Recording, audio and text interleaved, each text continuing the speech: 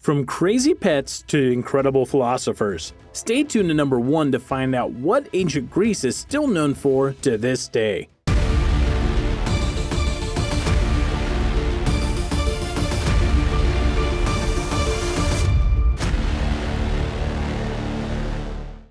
Number 10. Warring Hellenes. Most people don't know that the ancient Greeks preferred to be known as Hellenes, and they lived in Hellas. These Hellenes were never actually one people or country as you and I would know of it today. Ancient Greece was actually divided up into small city-states, each ruled by a king-like figure. Some of the better-known city-states are Athens, Sparta, Corinth, and Olympia. Each city-state has its own government structure, laws, and army. And wouldn't you just know it, they didn't always get along very well with each other. It wasn't until as recent as the 300s BC that Alexander the Great ruled the whole of Greece under one flag. I know the 300s BC doesn't seem that recent, but this is ancient history we're talking about, so it's relative.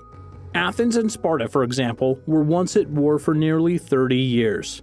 The Peloponnesian War lasted from 431 to 404 BC, and there's only one group that the Spartans hated more than the Athenians. And you know who that was, right?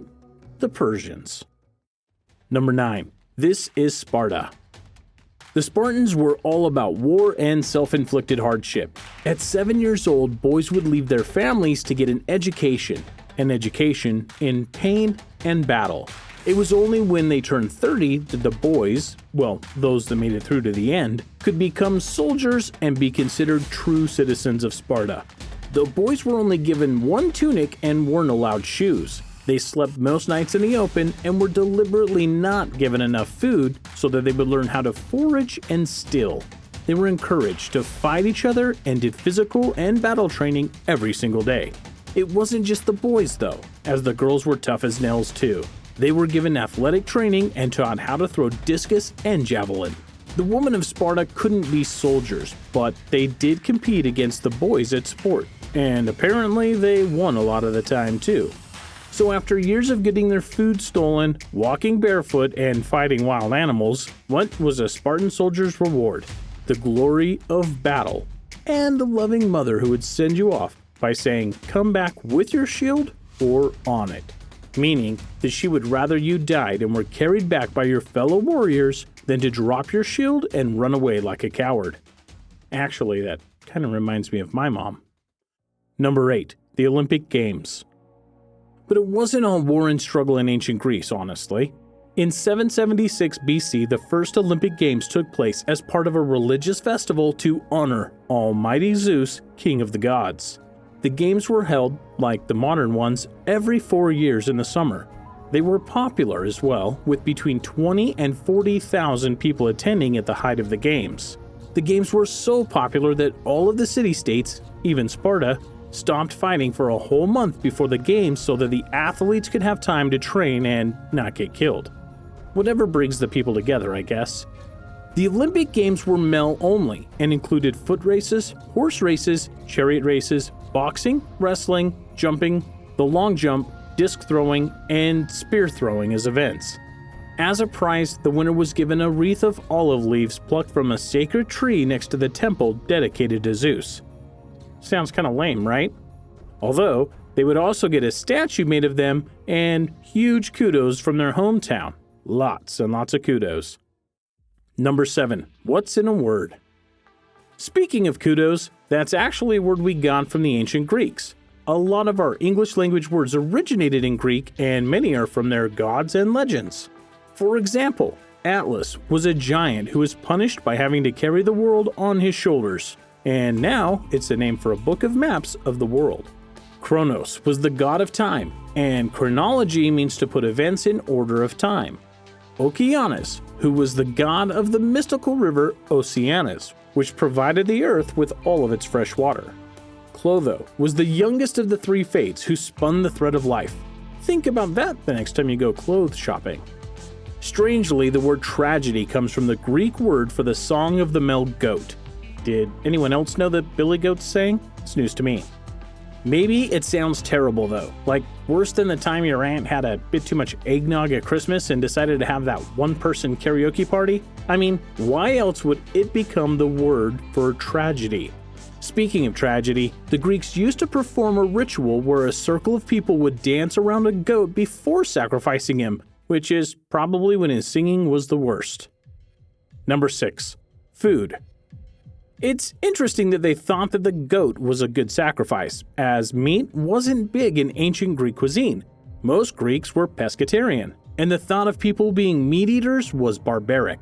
And the Greeks were very civilized, minus all the goat sacrificing and not letting their warrior children wear shoes. Most Greeks ate a diet that mainly consisted of, well, vegetables. Some of their favorites were asparagus, chickpeas, fennel, cucumbers, and celery. Mostly everyday foods that you and I could go get from the grocery store. But then they also ate boiled dandelions, iris bulbs, and stinging nettles. But there was one food that the ancient Greeks prized above all others, and that was the olive. According to myth, the goddess Athena gifted the first olive trees to Athens, and from there it spread across the land. A staple ingredient in many recipes, the olive was also crushed and the oil used for drizzling and dipping. It was, however, more than mere food. The oil from the olives were used in lamps and also as a beauty product. Women rubbed it into their skin, too, to keep them soft and youthful. Being surrounded by sea, and the Greeks being excellent sailors, fish was another core food, with all kinds being available at markets. Number 5. Man's best friend. Dogs were the most common pet in Greece. The ancient Greeks admired dogs for their good company and their loyalty. Some even did paintings and sculptures of their dogs, and many dogs were buried with their favorite treats. But they didn't feed them. In Greece, dogs were expected to catch their own food. And yep, it was going to be a long few thousand years before someone invented the tinned pedigree chum. One of the Greeks' favorite breeds was the Celtic Vertrigus, the ancestor of the modern greyhound. One amazing dog even saved his master, Alexander the Great, from a charging elephant. Number 4. More unusual pets. One more Greek word, phobia, as in an irrational and exaggerated fear of something. You know what phobia I have? Snakes. But snakes were a popular pet in ancient Greece. There are even stories of people who loved their pet snakes so much that they let them sleep in their children's bed. I gotta wonder if they loved their snake or actually hated their children. Some snakes would even follow their owners around like dogs. And speaking of phobias, check out our video on the strangest phobias in the world. As well as dogs and snakes, a lot of Greeks like keeping monkeys as pets, with at least one owner teaching their monkey to play a musical instrument. Another very common pet was birds. Big ones though, like herons, peacocks, and geese were regularly kept inside people's houses. One Greek woman is said to have kept 20 geese in her house. In her house. I don't know, but in my opinion, that's a bit quackers. Get it? Sorry, couldn't help myself. Number 3. Philosophy. Despite some of their stranger customs, the ancient Greeks are widely recognized as being the forefathers of modern thought, making important discoveries in both math and science. It kind of took them a while to get it going though. One of their first thinkers, who lived around 600 BC, was called Thales of Miletus. He was a philosopher, mathematician, and astronomer. And his big idea? Everything is made of water. Seriously, everything. Even rocks, gold, marble, and water. Well, okay, he was right some of the time, but despite some suspect ideas, Thales is recognized as the first philosopher, or at least the first individual to have engaged in scientific philosophy.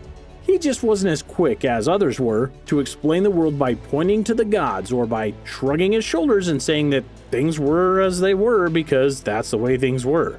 Through his observation, Thales was able to measure the height of the pyramids using the length of their shadows, to calculate the number of days in the year, and to predict both the weather and solar eclipses.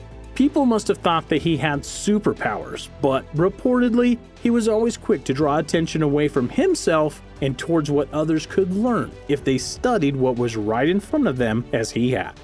It was this curiosity and this eagerness to explain that would catch on and inspire others whose names were much better known today, such as Socrates, Aristotle, and Plato. Number 2. Archimedes. Another ancient Greek was Archimedes, one of the greatest mathematicians of all time. In the 3rd century BC, Archimedes invented the sciences of mechanics and hydrostatics. He also discovered the laws of levers and pulleys, which allow us to move heavy objects using a smaller exertion of force. He invented one of the most fundamental concepts of physics, the center of gravity. And finally, he calculated pi to the most precise value known without modern-day calculators. Before we get to number 1, don't forget to like this video and make sure you hit that subscribe button below. Number 1. Dance craze. Greeks loved to dance. They believed it was invented by the gods, and the ability to dance well was a special gift that the gods gave only to certain people. The Greeks built monuments to their best dancers, gave them crowns, and even allowed well-known dancers to marry into the upper class, something which was almost never otherwise allowed. Talk about social mobility. So the next time you think of Greece, think pet geese, think of rocks made of water, and think of all those poor Spartan children. Tell us your favorite part of Greek history in the comments below, and take care.